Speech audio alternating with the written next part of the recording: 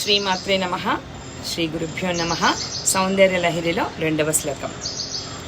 తనీయాం సంపాంసుం తవ చరణ పంకేరుహభవం విరించి సంచిన్వన్ విరచయతి లోకాన వికలం వహత్యేనం శౌరిః కథమపి సహస్రేణ శిరసాం హరః సంశుద్ధ్యయనం భజతి భసితోద్ధూలన విధిం.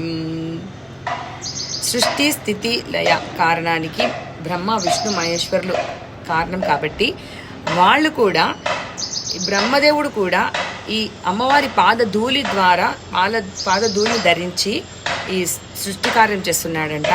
అలాగే ఆదిశేషుడి పైన శ్రీమన్నారాయణుడు పవలించి ఈ అమ్మ ధూళిని ధరించి ఈ భూభారాన్ని మోస్తున్నాడంట.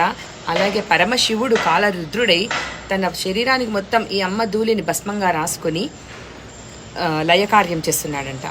కాబట్టి అమ్మ ధూళికి అంత మహత్యమైన పవర్ ఉంది. సో అమ్మ ధూళి వల్లనే మొత్తం ఈ జగత్తు నడుస్తుంది. సో మనమందరం కూడా అమ్మని ప్రసన్నం చేసుకొని మన మనోకార్యాలు సిద్ధించాలని కోరుకుందాము.